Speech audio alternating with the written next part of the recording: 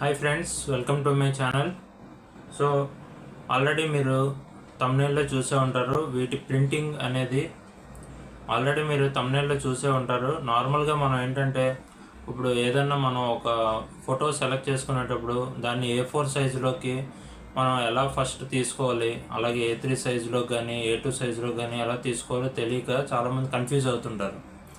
So ఆ confusions అనేవి లేకుండా మనం ఒక పోర్ట్రేట్ని మన స్టైల్లో ఎలా డిజైన్ చేసుకోవాలి అనేది ఈ వీడియోలో మీకు చూపిస్తాను.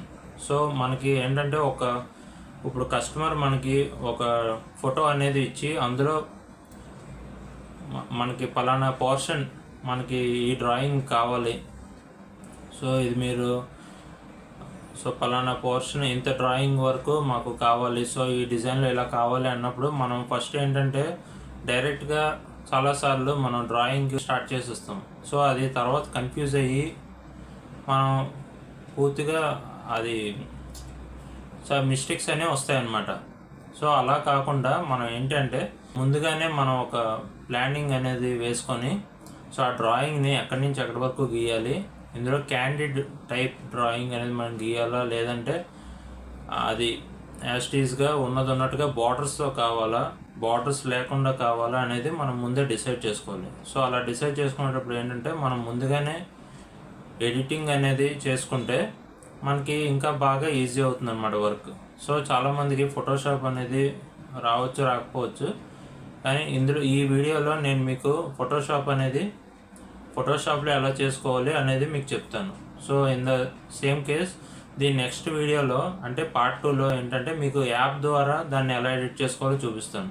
ఎందుకంటే ఫోటోషాప్ వచ్చిన వాళ్ళకి ఇంకా ఈజీగా వాళ్ళకి ఎలా కావాలంటే అలా చేసుకోవచ్చు. అండ్ యాప్లో ఏంటంటే మీరు ఇంకా సింపుల్ టెక్నిక్స్తో ఎలా చేయాలి అనేది నేను ఒక నెక్స్ట్ వీడియో పార్ట్ 2 చేయిస్తాను.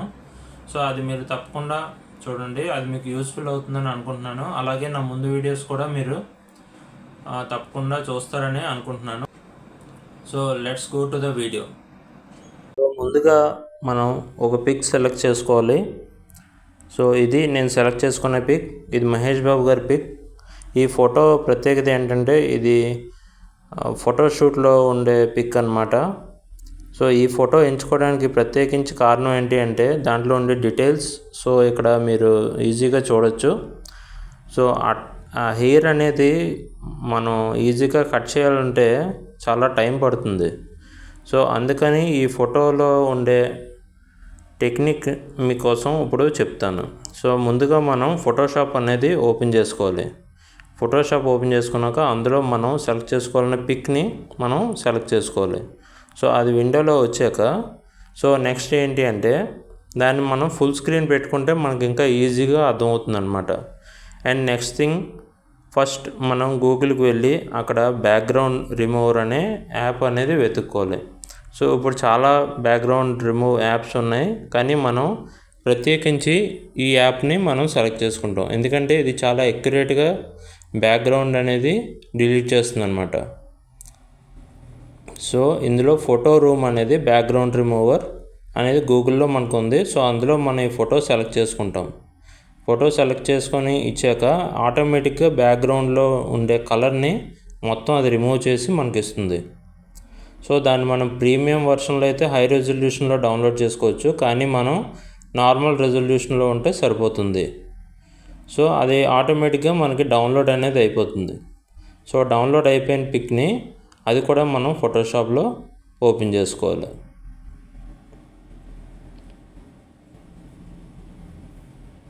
సో ఇది మనం తీసుకున్న రిఫరెన్స్ పిక్. అండ్ నెక్స్ట్ ఇప్పుడు ఏంటి అంటే ఆ బ్యాక్గ్రౌండ్ అనేది, సో ఇప్పుడు ఈ ఫోటోని మనం A4 కింద ఫస్ట్ తీసుకోవాలి. ఎందుకంటే మనం వేసే డ్రాయింగ్ A4 షీట్ మీద ఉంటుంది కాబట్టి.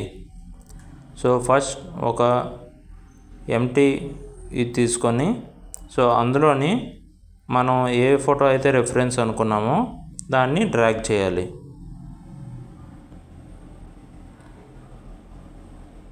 సో ఆ పాత ఫోటో ఏదైతే ఉందో అది మనం క్లోజ్ చేయాలి. ఎందుకంటే తర్వాత సేవింగ్ చేసేటప్పుడు అది ఓపెన్ చేసి ఉంటే ఫోటో అనేది సేవ్ అవ్వదు అన్నమాట. సో ఇప్పుడు మనం ఈజీగా దాన్ని A4కి తగ్గట్టుగా ఆ ఫోటోని మనం సెట్ చేసుకోవాలన్నమాట. కానీ మనం డ్రాయింగ్ వేసేటప్పుడు ఎప్పుడూ కూడా ఫేసెస్ అనేవి లావుగా ఉన్నాయా సన్నంగా ఉన్నాయా అనేవి రిఫరెన్స్ పిక్ అనేది ఎప్పుడు చెక్ చేసుకోవాలి.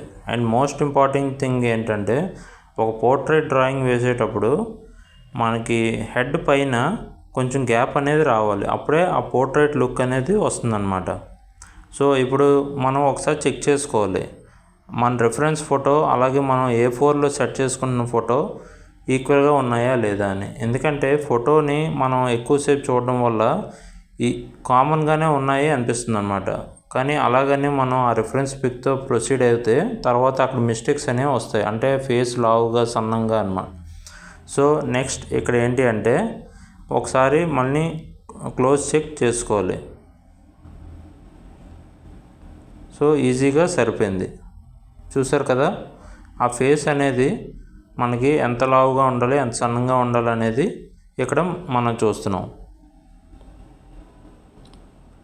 ఇప్పుడు ఆ రిఫరెన్స్ ఫోటో అనేది మనం క్లోజ్ చేసుకొని ఇప్పుడు ఈ ఫోటో మనం ఏదైతే సెట్ చేసుకుంటున్నామో దానికి మనం ఇప్పుడు పైన గ్యాప్ అనేది ఇస్తాం అన్నమాట.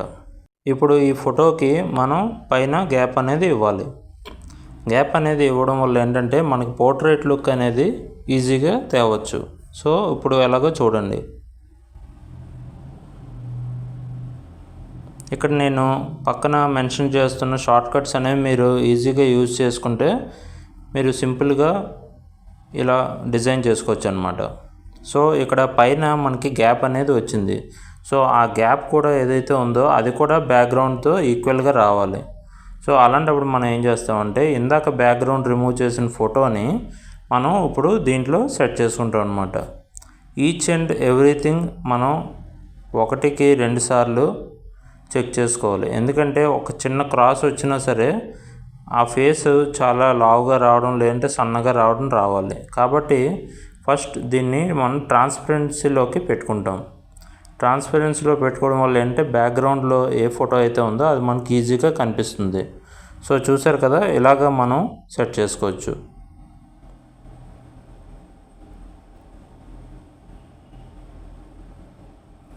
ఈ సెట్ చేసుకోవడం అనేది మనం చేసేటప్పుడు దీన్ని 1కి 2 సార్లు జూమ్ చేస్తే మనకి ఈజీగా కనిపిస్తుంది.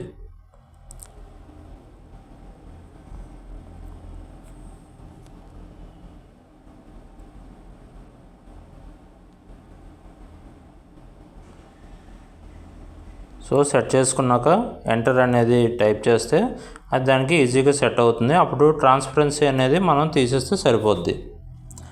నెక్స్ట్ ఏం చేయాలి అంటే ఆ బ్యాక్గ్రౌండ్ కలర్ ఏదైతే ఉందో ఆ కలర్ని మనం కలర్ పిక్కర్తో తీసుకొని సో అదే కలర్ని మనం బ్రష్తో చేయాలి. అది కూడా మనం లేయర్స్ అనేవి చెక్ చేసుకోవాలి, లేదంటే ఇలాగ ఫ్రంట్ సైడ్ లేయర్ మీద వచ్చే అవకాశం ఉంది. కాబట్టి ఇక్కడ మనం బ్యాక్ లేయర్ మీద ఆ కలర్ వేస్తే మనకి ఈజీగా కలర్ అనేది ఈజీగా సరిపోతుంది. సో బ్యాక్గ్రౌండ్ మొత్తాన్ని అదే కలర్తో ఈజీగా కలర్ చేసుకోవాలి. కలర్ చేసుకున్నాక ఒకసారి మళ్ళీ క్రాస్ చెక్ చేసుకోవాలన్నమాట. ఎందుకంటే డార్క్ బ్లూ అండ్ బ్లాక్ ఈజీగానే ఉన్నట్టుంటాయి, కానీ ఇక్కడ ఏంటంటే రెండు కూడా కలవకపోతే మనకి బ్లాక్ అండ్ వైట్ చేసినా సరే ఆ షేడ్ అనేది వేరేగా కనిపిస్తుంది అన్నమాట.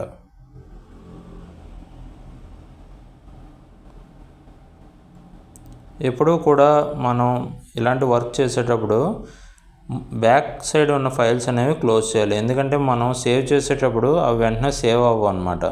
సో ఇక్కడ మనం బ్రష్ టూల్ అనేది తీసుకొని దానికి రిక్వైర్డ్ బ్లాక్ కలర్ అనేది మనం తీసుకోవాలి. ఆ బ్లాక్ కలర్ కూడా ఏంటంటే మనం ఏ స్టైల్లో అయితే మన పోర్ట్రేట్ని డ్రాయింగ్ వేస్తాం అనేది మైండ్లో ఒక విజన్ అనేది ఉంటుంది కదా.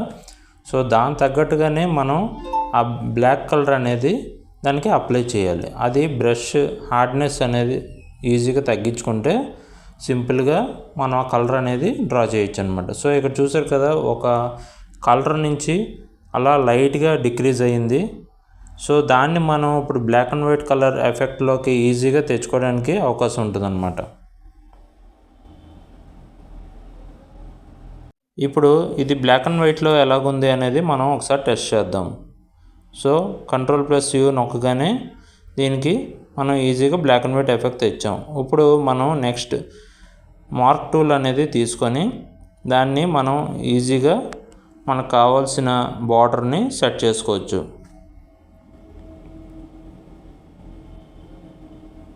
సో సెట్ చేసుకున్నాక ఆ బయట ఎంతలా ఉంది అనేది మనం కనిపిస్తుంది కాబట్టి ఈజీగా దానికి ఆ రిక్వైర్డ్ షేప్కి మనం వైట్ కలర్ వేస్తే సరిపోతుంది. అండ్ ఫస్ట్ థింగ్ ఇక్కడ మనం చేయాల్సింది ఏంటంటే Ctrl+Alt+I అనేది క్లిక్ చేయడం వల్ల అది ఇన్వర్స్లోకి పెయింట్ చేయడం స్టార్ట్ అవుతుంది అనమాట. సో అప్పుడు లోపల ఉండే పిక్ తప్ప బయట అంతా ఒక బార్డర్ లాంటిది ఈజీగా మనం ఇచ్చేసుకోవచ్చు. సో చూసారు కదా, ఇక్కడ బార్డర్ అనేది వచ్చింది. సో అది ఎంత లావుగా కావాలి అనేది దాన్ని బట్టి మీరు ఈజీగా సెట్ చేసుకోవచ్చు.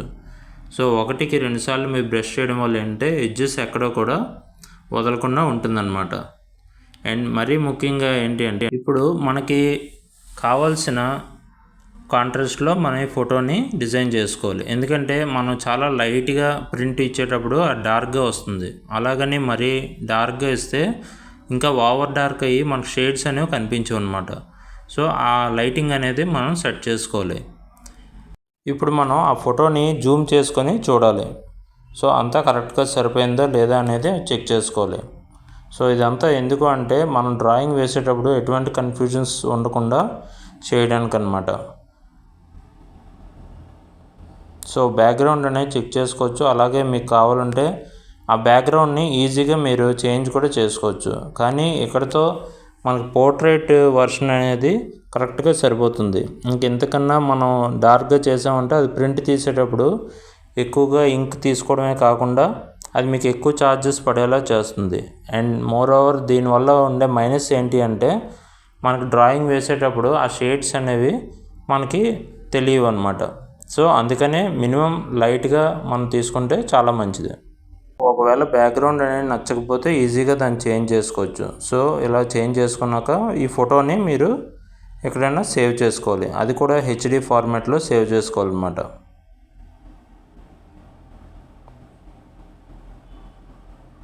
సో ఇలాగ ఫైల్ నేమ్ అనేది ఇచ్చుకొని డెస్క్టాప్ మీద మనం సేవ్ చేసుకోవచ్చు.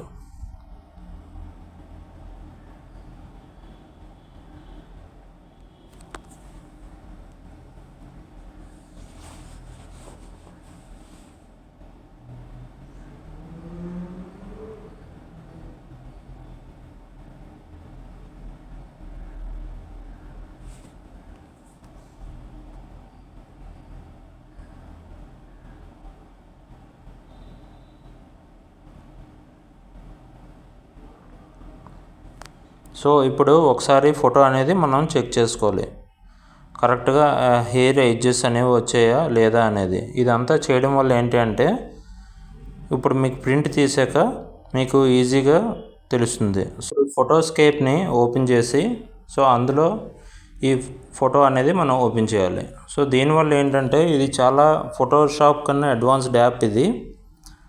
ఈ సాఫ్ట్వేర్లోని మనకి ఎంత లైటింగ్ కావాలి, ఎంత డార్క్నెస్ కావాలి అనేది ఈజీగా మనం సెట్ చేసుకోవచ్చు. సో అది ఎలాగో ఒకసారి మీరే చూడండి.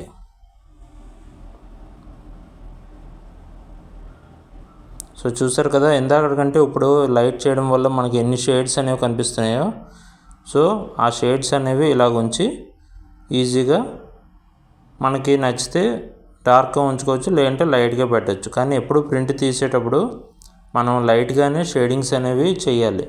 షేడింగ్స్ తీసుకొని అప్పుడు ప్రింట్ ఇస్తే అది ఆ రిక్వైర్డ్ సైజులో మనకి డార్క్నెస్ అనేది వస్తుందన్నమాట. సో ఇప్పుడు పిక్ చూసారు కదా ఎంత పర్ఫెక్ట్గా వచ్చిందో. ఇలా చేయడం వల్ల ఏంటంటే మీ డ్రాయింగ్ వేసేటప్పుడు మీకు ఎటువంటి కన్ఫ్యూజన్స్ అనేవి ఉండవు అన్నమాట.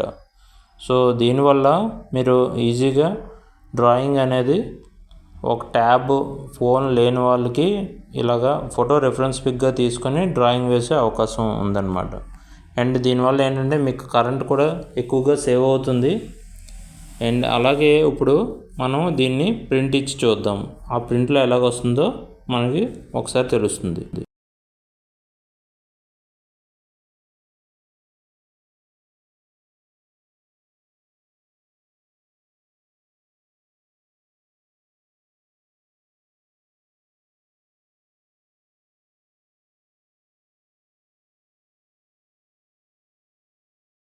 చూశారు కదా ప్రింటింగ్లో ఎంత నీట్గా వస్తుందో ఎడ్జెస్ ఒక షేడ్ లాగా. సో ఇలాగే మీకు ఫోన్లో కూడా ఎలా ఎడిట్ చేసుకోవాలి అనేది నా నెక్స్ట్ వీడియో నేను చేస్తాను. సో అది కూడా తప్పకుండా చూడండి. Please like, share and subscribe to my channel. Thank you.